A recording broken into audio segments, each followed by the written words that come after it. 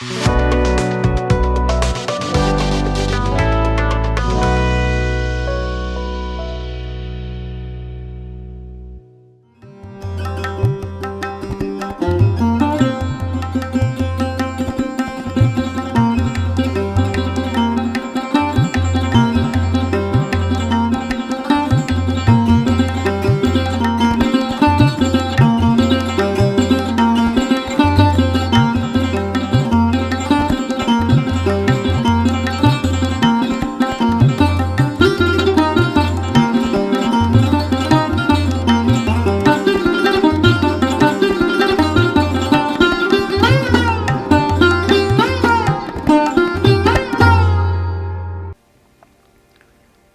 जीशु ख्रीष्ट अति बहुमूल्य नाम संपर्क इंडिया द्वारा प्रस्तुत कार्यक्रम नुआ सकाल आशार आज अध्याय मैं आपण स्वागत जनाए। प्रभु आपण प्रत्येक को बाहुल्य रूपे आशीर्वाद करूँ। आज जो प्रसंग में आम प्रभु का वाक्य आलोचना करवा आलोच्य प्रसंग होची ईश्वर को कौन भावुंट ईश्वर को कौन भावुंट मूल कथा मनुष्य ईश्वर को देखी नहीं आ ईश्वर मनुष्यर कल्पनार जात नुहति। प्रिय भाई भनी माने मनुष्य ईश्वर को कौन भावुछि आपण ईश्वर को कौन भावुछंती। ए दिन मानक लोक माने ईश्वर को विषय जो गुड़ा कहउछंती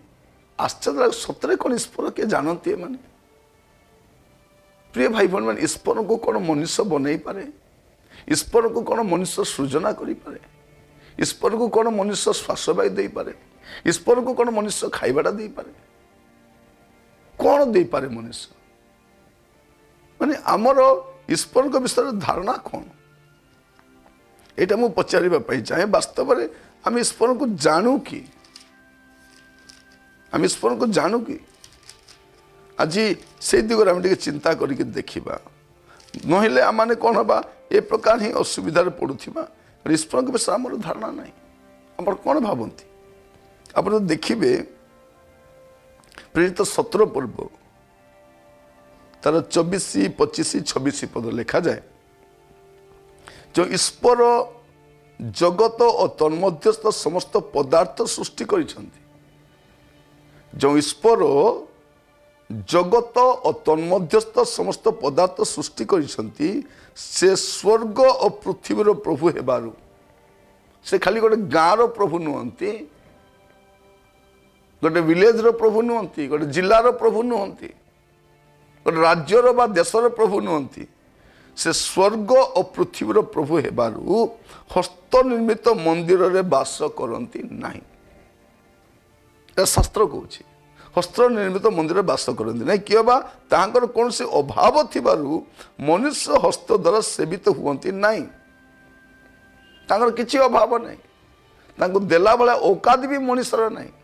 आमर तो छाड़ो ए शिल्पपति कोटिपति मान को भी नहीं। जेणु से स्वयं समस्त को जीवन आपण को जीवन किए देइछंती निष्पास समस्त पदार्थ दान करती आ से पृथ्वीर सर्वत्र वास करने निमंते एक व्यक्ति ठारू अर्थात मानव जातिर सृष्टि से मानव जातिर सृष्टि कर से निर्दिष्ट काल और निवास सीमा दे अछंती। से ईश्वर को कौन भावुंट आप प्रिय भाई भनी माने ये अबांतर कथा गुड़ा को कहा जाउछि ईश्वर को जानती जानती आप ईश्वर किए शास्त्र न पढ़ी आजिकल बहुत कथा लोक मैंने कहते आप चतुर्पार्श्व देखिए जमती डाक्तरी पाठ न पढ़ी औषध देले जो असुविधा हुए सेमती का हुए। लोक मैंने जो गछ मूल जो चेरीमूली बिक्री करती कौटू कौटू आसी बिक्री करती लोक हाट में किणिकी नियंती तापर मरती कि कौन होती से देखा दिए ना बिक्री करवा लोक नेक्स्ट दिन आउ हाट को पलि जाए। आजिकल बहुत पांडित्य देखा लोक मान मध्य ईश्वर को कौन भावती ता कहवाई चाहे। शास्त्र कौन कहे एवरी तार 6 पर्व तार 18 पद मु गोटे विषय कहवाई चाहे जेपरी जो 2 अपरिवर्तनीय विषय ईश्वर मिथ्या कहवा असंभव ईश्वर मिथ्या कहवा असंभव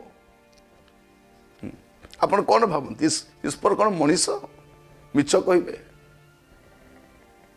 प्रिय भाई भौणी माने आमे जन ईश्वर बोली बनईछु अनेक त्रुटि रही अनेक मंतव्य रही अनेक आपत्तिजनक मंतव्य रही से जीवन शैली जो लिखिं कहानी रे से कहानी गुड़ाक सठिक कहानी नुह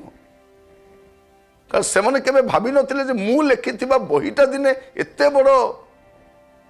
विश्वासर कारण हो आपण ईश्वर को कौन भावुंट गणना पुस्तक तार 23 पर्व 19 पद लिखा जाए परमेश्वर मनुष्य नुहंती प्रथम कथा जे ईश्वर मनुष्य नुहंती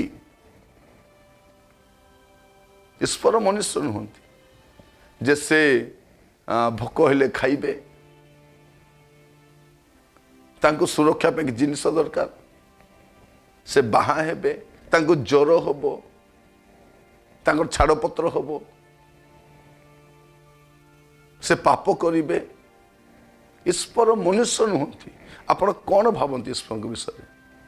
लिखा जाउछि कौन परमेश्वर मनुष्य नुहंती जे से मिथ्या कहिबे जानती ईश्वर मिछ कहते नहीं ईश्वर मिथ्या कहती नहीं केवल से मनुष्यर संतान नुहंती जे से अनुताप करेंगे मनुष्य अनुताप कर ईश्वर अनुताप करती नहीं से कही अच्छी आउ से कि ताहा करिवे नहीं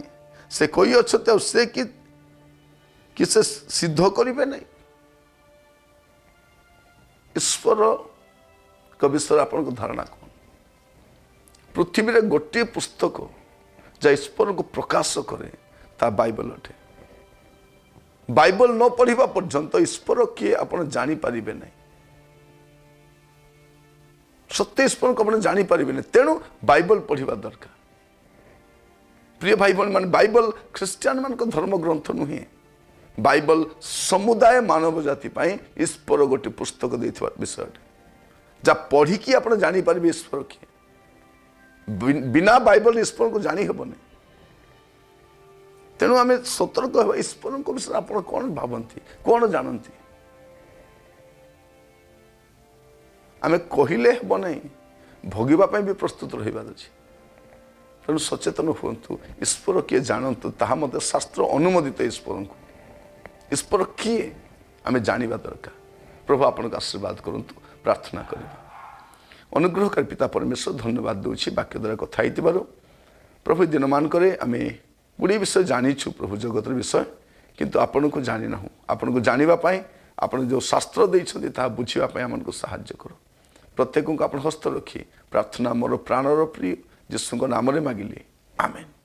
प्रभु आपण प्रत्येक को बाहुल रूप आशीर्वाद करूँ धन्यवाद नमस्कार।